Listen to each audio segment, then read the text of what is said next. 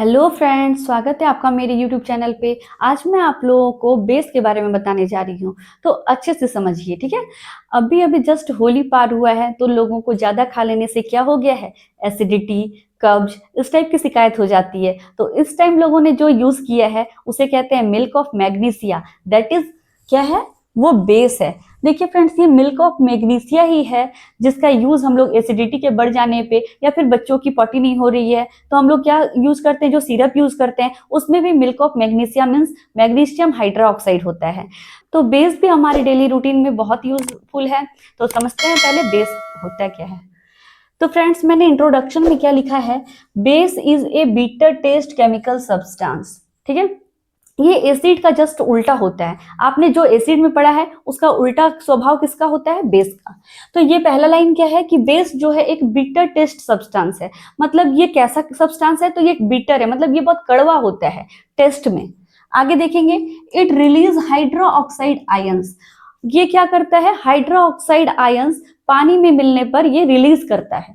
वही मैंने लिखा है, the pH value of base is more than 7। इसका पीएच वैल्यू क्या होता है, तो 7 से अधिक होता है। तो क्या होता है पीएच स्केल, पहले ये समझेंगे। तो फ्रेंड्स, ये एक स्केल है जिसमें पोटेंशियल ऑफ हाइड्रोजन बताया जाता है, ठीक है। इसे ही पीएच स्केल कहते हैं। इसमें जो वैल्यूज होते हैं वो 0 से 14 के बीच का होता है। 1 2 3 4 5 6 7। फ्रेंड्स, जो 7 है वो 7 न्यूट्रल को रिप्रेजेंट करता है। कोई भी सॉल्यूशन है ना, वो एसिडिक है, बेसिक है, या फिर आपका न्यूट्रल है, ये स्केल ही डिसाइड करता है। जिसमें 0 से 7 की बीच की जो वैल्यू होती है वो एसिडिक होती है। जो 7 पे आएगा उसे क्या कहेंगे, न्यूट्रल कहेंगे। और 7 से 14 के बीच जो आएगा उसे बेस फॉर्म कहेंगे। 8 9 10 11 12 13 एंड 14। ठीक है फ्रेंड्स, तो 0 से 7 एसिडिक होता है, 7 न्यूट्रल होता है, और 7 से 14 के बीच का जो वैल्यू होगा वो क्या कहलाएगा, तो बेसिक। तो फ्रेंड्स, मैंने इसमें यही लिखवाया है कि the pH value of base is more than 7। 7 से हमेशा ज्यादा ही होगा। फिर क्या है, it turns red litmus paper two blue.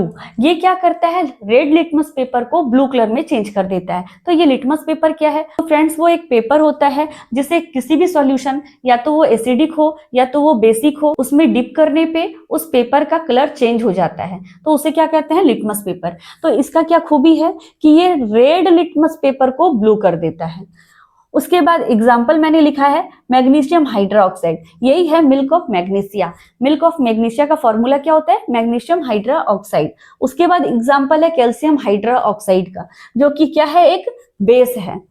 आगे देखेंगे फ्रेंड्स, मैंने आपको मिल्क ऑफ मैग्नीशिया का एग्जांपल शुरुआत में ही बता दिया कि मिल्क ऑफ मैग्नीशिया एसिडिटी को कम करने के लिए यूज होता है ना। अगर कब्ज की शिकायत हो उसमें भी ये सब का यूज होता है।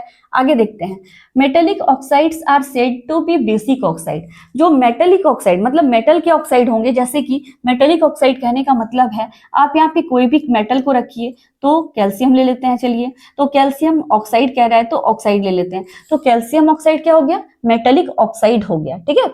तो ये कह दीजिए, या फिर कुछ भी, सोडियम ऑक्साइड कह दीजिए, Na2O। आपको ये कंपाउंड्स बनाना आता होगा, मैंने एक वीडियो में आपको बता दिया है कि कैसे कंपाउंड फॉर्म करते हैं, है ना। तो सोडियम ऑक्साइड, कैल्शियम ऑक्साइड, ये सब क्या है, मेटेलिक ऑक्साइड। क्योंकि सोडियम देखिए मेटल है, कैल्शियम मेटल है, और उसके साथ ऑक्साइड अगर ऑक्सीजन अगर जुड़ा है तो वो मेटेलिक ऑक्साइड हो जाता है। तो metallic oxides are said to be basic oxide. तो फ्रेंड्स, मेटेलिक ऑक्साइड को क्या कहते हैं, बेसिक ऑक्साइड। मतलब उनका भी जो नेचर है ना, कोई भी मेटेलिक ऑक्साइड का नेचर कैसा होगा, तो बेसिक होगा, मतलब बेस की तरह होगा। हाँ, आगे है, the base which is dissolve in water is known as alkali. Friends, आपको अल्कली के बारे में पूछा जाता है एग्जाम में, तो अल्कली क्या होते हैं, तो वैसा बेस जो पानी में घुल जाए, है ना, डिजोल्व हो जाए। अगर पानी में घुल जाए तो उसे कहेंगे अल्कली। और सभी अल्कलीज, है ना, ऑल अल्कलीज आर बेसिस। सभी अल्कलीज बेसिस होते हैं, मतलब जो बेसिस हैं वो पानी में घुल रहे हैं और वो अल्कली है। सारे अल्कलीज जो हैं बेसिस होते हैं, लेकिन but all bases are not alkali. लेकिन सभी बेसिस जो हैं वो अल्कली नहीं होते हैं। आगे देखेंगे केमिकल प्रॉपर्टीज ऑफ बेसिस। तो अब हम लोग जानेंगे कि केमिकल प्रॉपर्टीज क्या है बेसिस के, ठीक है। तो केमिकल प्रॉपर्टीज देखेंगे, पहला क्या है friends, bases are react with metals and form hydrogen gas. Base जो है जब मेटल के साथ रिएक्ट करेगा तो वो क्या बनाएगा, हाइड्रोजन गैस बनाएगा। लेकिन ऐसा सभी रिएक्शन में नहीं होता, मतलब सारे बेसेस जो है सभी मेटल्स के साथ रिएक्ट नहीं करते हैं, but such reactions are not possible with all metal, है ना। बेस जो है सभी मेटल्स के साथ रिएक्ट नहीं करते हैं, कुछ के ही साथ करते हैं तो वो हाइड्रोजन गैस बनाते हैं, अगर करते हैं तो। आगे है, bases are react with acid and form salt and water. This reaction is known as neutralisation reaction. जब भी कोई बेस अगर एसिड के साथ रिएक्ट करेगा तो ये क्या बनाएगा, सॉल्ट और वाटर, और इसी रिएक्शन को क्या कहेंगे, तो ये रिएक्शन कहलाएगा आपका न्यूट्रलाइजेशन रिएक्शन। चलिए एग्जांपल के साथ देखते हैं। मैंने आपको पहले भी बेस में ये वाला एग्जांपल बताया है।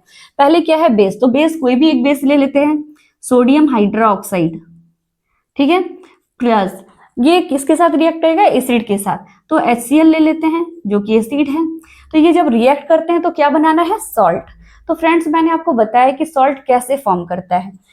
तो मैंने आपको बताया था कि पहले एक मेटल को लेते हैं, जो पहले कंपाउंड में जो मेटल है उसे लेंगे, तो ये मेटल है सोडियम, और जो एसिड में है ना, हाइड्रोजन के साथ जो रहेगा दूसरे कंपाउंड में, तो हाइड्रोजन को हटा करके जो बच जाता है उसे लेंगे। तो यहाँ पे Na आ गया और यहाँ पे Cl आ गया, तो इस तरह से NaCl बना, सोडियम क्लोराइड, फॉर्मूला भी सही है। उसके बाद क्या बनता है, तो इन्होंने तो पहले ही कह दिया है कि वाटर बनता है, तो वाटर का फॉर्मूला आपको अच्छी तरह से पता है। तो इस तरह से ये सोडियम क्लोराइड क्या हो गया, सॉल्ट, और ये वाटर। इसका एक और एग्जांपल ले सकते हैं कि कैसे कोई सॉल्ट बनाता है जब बेस और एसिड रिएक्ट करता है। तो देखते हैं, सोडियम हाइड्रोक्साइड को ही अब हम सल्फ्यूरिक एसिड के साथ रिएक्ट करवाएंगे। तो रिएक्ट होने पे मैंने आपको क्या बताया, कैसे सॉल्ट बनाते हैं फ्रेंड। तो पहला मेटल लेंगे, दूसरे कंपाउंड का हाइड्रोजन को छोड़ के सबको लेंगे, तो सोडियम हो गया Na, और इसमें क्या आ गया, SO4, ठीक है, सोडियम सल्फेट बनेगा, और यहाँ पे क्या बनाना है, वाटर। तो वाटर तो ऐसे एज इट इज लिख देना है जो फॉर्मूला होता है। तो ये फॉर्मूला सही है या गलत एक बार चेक कर ले। तो सोडियम सल्फेट का, सोडियम का वैलेंसी 1 होता है, तो 1 सल्फेट के साथ आ जाएगा, तो 1 का तो कोई वैल्यू नहीं होता, 1 ना लिखो तब भी चलेगा। सल्फेट का वैलेंसी कितना होता है, 2 होता है, तो सल्फेट की वैलेंसी सोडियम के साथ आ जाएगी। इस तरह से सोडियम सल्फेट का जो फॉर्मूला होगा Na2SO4 होगा। तो फ्रेंड्स आपको कैसा लगा बेस के बारे में जानकर, जरूर कमेंट और लाइक कीजिएगा।